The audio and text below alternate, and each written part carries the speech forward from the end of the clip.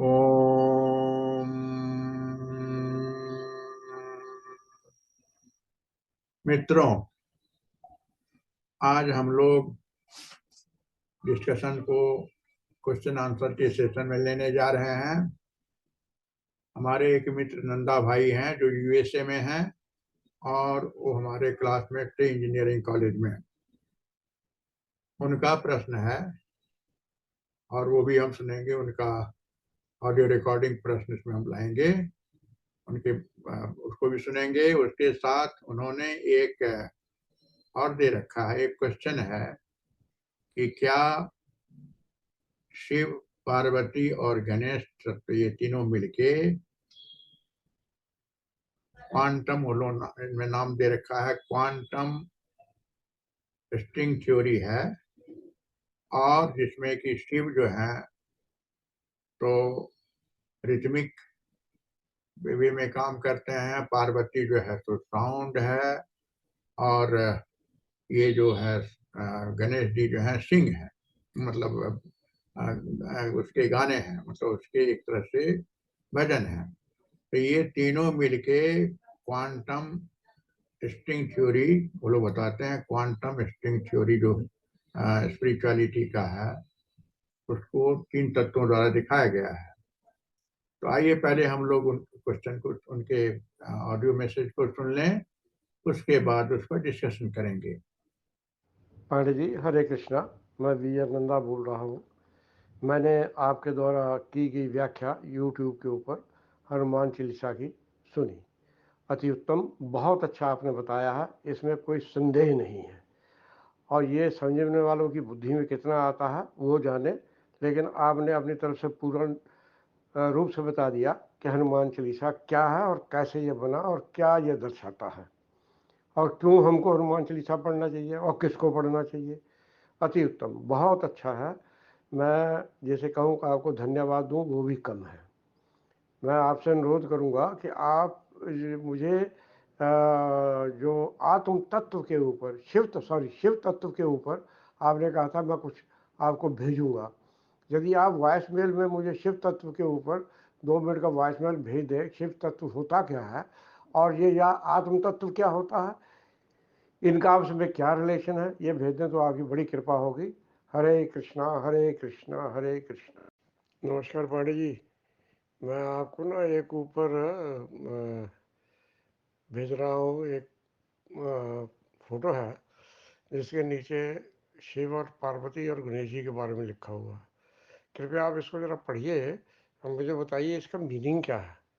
बहुत बहुत धन्यवाद। मैंने आपको आगे भी वॉइस मेल भेजा है, आप कृपया करके वॉइस मेल में मुझे उत्तर दीजिए, बहुत कृपा होगी। हरे कृष्ण हरे कृष्ण। धन्यवाद नंदा भाई, आपके ऑडियो मैसेज जो आपने भेजा है। आपका प्रश्न जो शिव तत्व और आत्म तत्व में क्या अंतर है, इस चीज को भी हम समझेंगे दूसरे पार्ट जो आपका वॉइस मैसेज है उसमें से। इसमें लिखा हुआ है कि क्या हम जानते हैं कि शिव, पार्वती और गणेश ये तीनों मिलके एक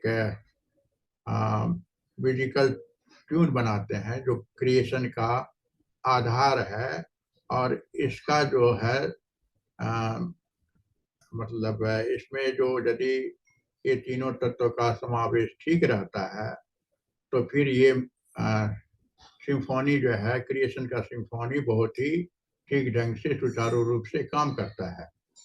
जिसमें इसमें यह दिखाया गया है कि शिव तत्व जो है तो रिथमिक है, रिदम देता है। पार्वती तत्व जो है तो आपको साउंड देता है, और गणेश तत्व जो है तो सॉन्ग देता है, मतलब गाना जो इसमें भजन या कुछ हम देते हैं वो देता है।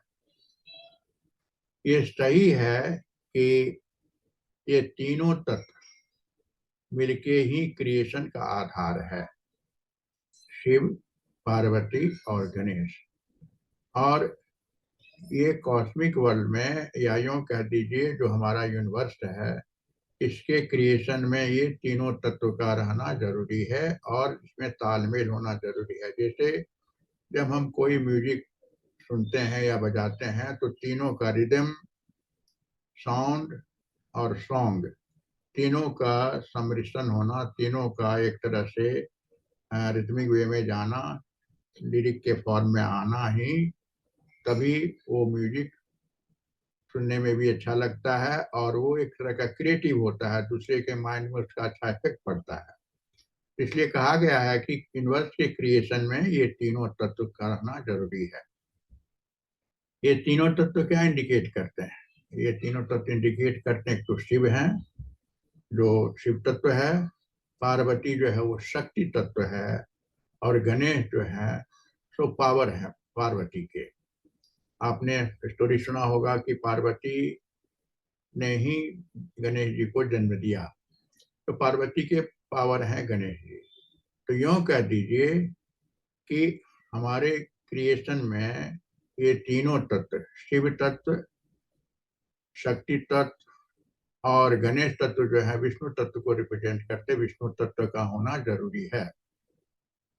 इसको समझने के लिए बहुत अच्छे ढंग से भगवत गीता में भी उदाहरण दिया गया है 13 चैप्टर में, जहाँ पर इसको कहा गया है पुरुषा, प्रकृति और जीवात्मा, तीनों का सम्मिश्रण, तीनों के बारे में बताया गया है किसका क्या काम है। ये आपको 13 चैप्टर में भगवत गीता में मिल जाएंगे।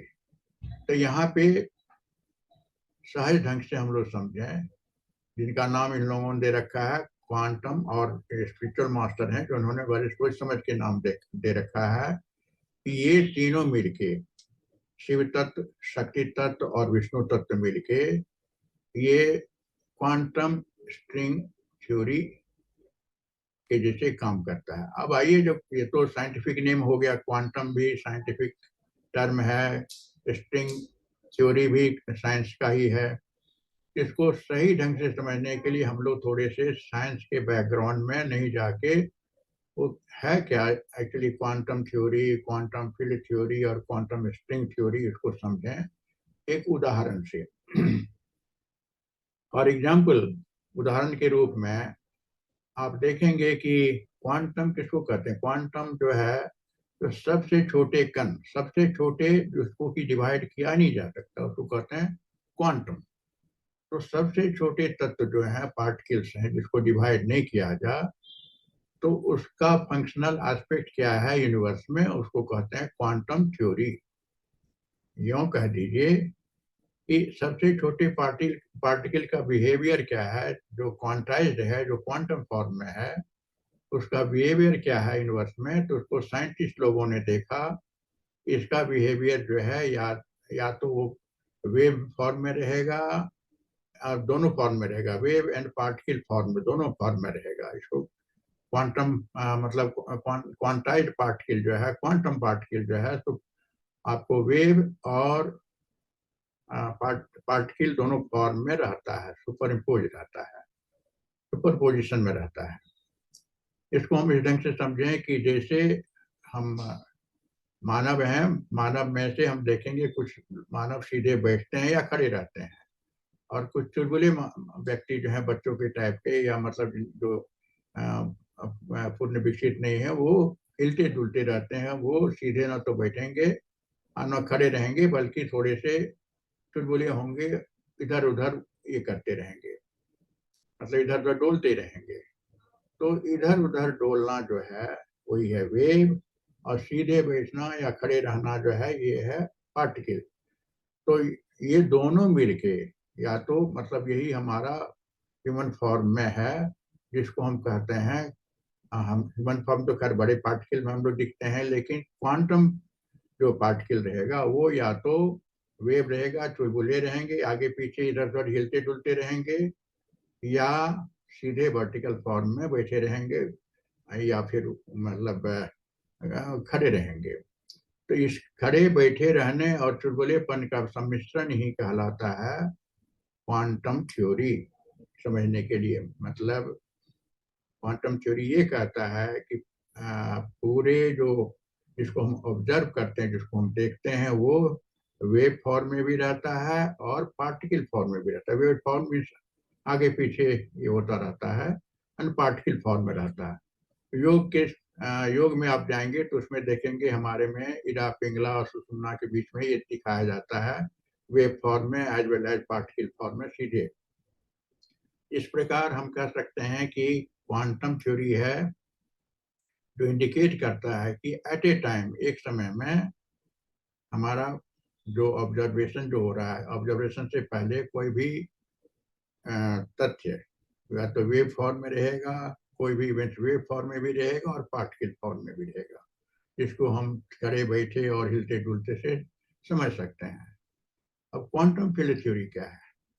क्वांटम फील्ड थ्योरी है कि ये वेव फॉर्म में जो हिलते डुलते व्यक्ति हैं या सीधे बैठने वाले व्यक्ति हैं, यदि 2-3 इस तरह के व्यक्ति मिल जाए तो वो एक दूसरे से इंटैंगल होंगे, या उनको इस तरह रखें कि 2-3 व्यक्ति किसी जगह डांस कर रहे हैं तो वो सिस्टमैटिक ढंग से डांस करेंगे, एक दूसरे को देखते हुए डांस करेंगे, ताकि डांस में एक ही तरह का डांस दिखेगा, चाहे एक्स करे, चाहे वाई करे, चाहे जेड करे। उसको कहते हैं कि फील्ड में जाते ही ये सारे इंटैंगल हो जाते हैं, एक दूसरे से इंटैंगल है। तो क्वांटम इंटैंगलमेंट जब आ जाता है किसी भी क्वांटम थ्योरी के साथ उस डोमेन में, उस कार्य में, उस इवेंट में, तो हिलते डुलते हुए जो डांस हम करते हैं सिस्टमेटिक वे में, इसको कहते हैं क्वांटम इंटैंगलमेंट।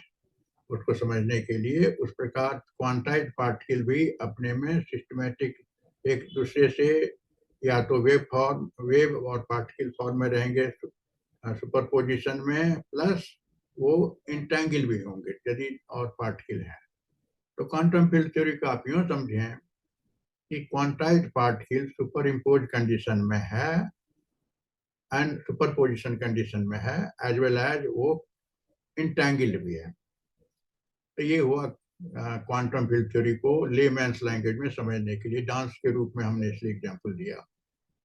अब ये है कि जब हम ग्रुप डांस में बहुत बड़े ग्रुप डांस में जाते हैं, जिसको हमने क्वांटम इंटैंगलमेंट के रूप में देखा, और मतलब सामूहिक डांस के रूप में देखा, जो एक दूसरे से रिथमिक वे में डांस कर रहे हैं।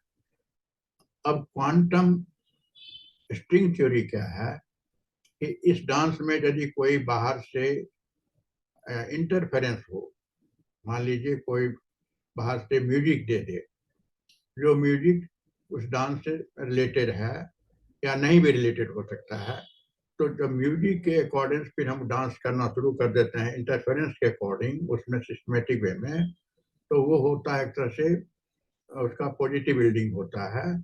और यदि उसमें सिंक्रोनाइजेशन नहीं रहता है तो वहां पे जाके फेलियर हो जाता है। तो उसी जब ये सिंक्रोनाइज वे में काम करता रहता है, इवन एक्सटर्नल इन्वायरमेंट म्यूजिक के कारण, एक्सटर्नल म्यूजिक के कारण, तो हम पाएंगे कि ये जो है इंटरफेरेंस के बावजूद भी इंटैंगल पार्टिकल जो है, जो हम लोग ग्रुप डांस कर रहे हैं और म्यूजिक के साथ, म्यूजिक चेंज हुआ तो उसके साथ भी अपने डांस को चेंज करते जाते हैं। तो यही कहलाता है क्वांटम स्ट्रिंग थ्योरी। मतलब हम सुपरपोज भी हैं, सुपरपोजिशन में भी हैं, उसके अलावा इंटैंगल्ड भी हैं, और एक्सटर्नल इन्वॉल्वमेंट और यूं कह दीजिए इंटरफेरेंस में भी हम सिस्टमेटिक हैं। इसलिए देखिएगा कि जब ये तीनों चीज का उल्लंघन होता है तभी हमारे बीच में इनकारनेशन होता है, मतलब परमात्मा आते हैं। कहने का अर्थ यह है ये तीनों चीज मिलके superposition of the wave and particle, ये हुआ क्वांटम थ्योरी, जो हम लोग जिसको हमने देखा बैठे, खड़े या थोड़े से चुलबुलेपन में रहते हैं वो। दूसरा हमने देखा कि जो जिसमें कि बहुत सारे 2-3 ग्रुप मिलकर ऐसे काम करते हैं, तो वो हुआ आपको क्वांटम फील्ड थ्योरी। और यदि उसी में हम लोग इंटरफेरेंस को भी झेलते हुए उसमें भी एडजस्ट कर लेते हैं, एक क्वांटम स्ट्रिंग थ्योरी हुआ। यह आम आदमी की भाषा में क्वांटम सिद्धांत, क्वांटम क्षेत्र सिद्धांत और क्वांटम स्ट्रिंग सिद्धांत की व्याख्या करने वाले प्रश्न और उत्तर सत्र के लिए भाग 1 है। श्री नंदा जी के सभी प्रश्नों की स्पष्टता के लिए इस भाग 1 वीडियो को भाग 2 वीडियो के साथ देखा जाना चाहिए।